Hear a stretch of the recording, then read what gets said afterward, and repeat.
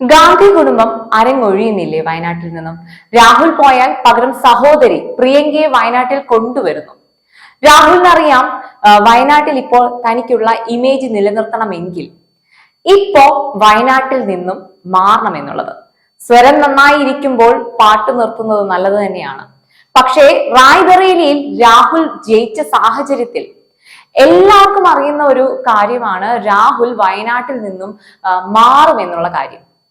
പ്രിയങ്കയെ കൂടെ കൂട്ടിയുള്ള വയനാട് പ്രചരണവും എല്ലാം രാഹുൽ മുൻകൂട്ടി നിശ്ചയിച്ച ഒന്ന് തന്നെയാണ്.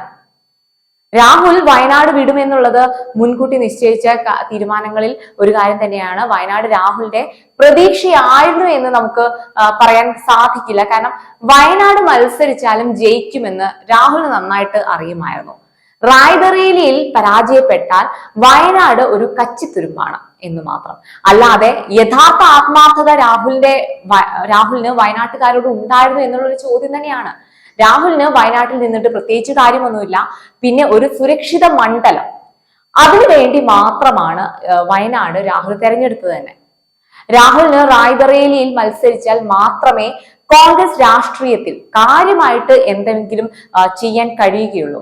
പിന്നെ റായ്ബറേലിയിൽ നെഹ്റു കുടുംബത്തിന്റെ തട്ടകമാണല്ലോ, അത് രാഹുൽ വിട്ടുകളയുന്നില്ല. ഇപ്പൊ പ്രിയങ്കയുടെ അരങ്ങേറ്റം അത് രാഷ്ട്രീയ തന്ത്രമാണെന്ന് ഏത് കൊച്ചുകുട്ടിക്കും അറിയാൻ കഴിയുന്ന ഒരു കാര്യം തന്നെയാണ്. മാത്രമല്ല പ്രിയങ്കയുടെ രാഷ്ട്രീയം രാഹുലിനേക്കാളും മെച്ചപ്പെട്ടതാണെന്ന് കോൺഗ്രസിൽ നിന്ന് തന്നെ ഒരു സംസാരം ഉയരുന്നുണ്ട്. ഇനി പ്രിയങ്കയുടെ വരവിന് പിന്നിൽ പല ലക്ഷ്യങ്ങളും ഉണ്ട്. ഇപ്പൊ വയനാട് കോൺഗ്രസ് മണ്ഡലമാണ്, അതുകൊണ്ട് തന്നെ പ്രിയങ്ക അവിടെ നിന്നാൽ ജയിക്കും എന്നുള്ളതിൽ സംശയമൊന്നുമില്ല. ഇവിടെ നെഹ്റു കുടുംബത്തിന്റെ സാന്നിധ്യം കേരളക്കരയിൽ ഇനിയുള്ള കാലം ഉണ്ടാകും എന്നുള്ളതിൽ തെളിവാണ്. രാഹുലിനിപ്പുറം പ്രിയങ്കയുടെ ഈ ഒരു ചേക്കേറൽ, പ്രിയങ്ക കേരള കോൺഗ്രസിൽ ഉണ്ടാകാൻ പോകുന്ന തരംഗം ആണോ എന്നുള്ളത് കണ്ടറിയണം. പക്ഷെ ഒരു കാര്യത്തിൽ ഉറപ്പാണ്, ലീഗ് രാഷ്ട്രീയത്തിൽ ഒരു മാറ്റം കൊണ്ടുവരാൻ പ്രിയങ്കയ്ക്ക് സാധിച്ചാൽ അത് പ്രിയങ്കയുടെ ഒരു പ്രാഥമിക വിജയമായിട്ട് നമുക്ക് കാണാൻ സാധിക്കും. അതിനുള്ള ഒരു തയ്യാറെടുപ്പുകൾ പ്രിയങ്ക നടത്തുന്നുണ്ട്.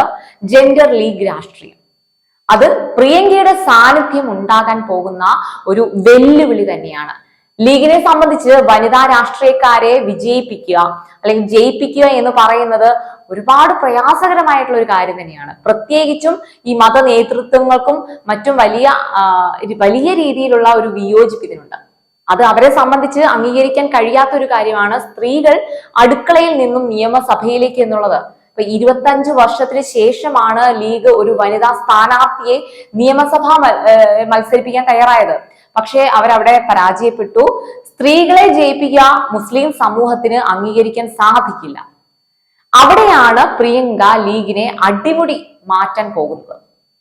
അങ്ങനെ സംഭവിച്ചാൽ പ്രിയങ്ക ഗാന്ധിയെ ഏത് രാഷ്ട്രീയ പാർട്ടികളാകട്ടെ അവർ അംഗീകരിക്കാതിരിക്കാൻ പറ്റില്ല. അവരെ അംഗീകരിച്ചേ മതിയാകും.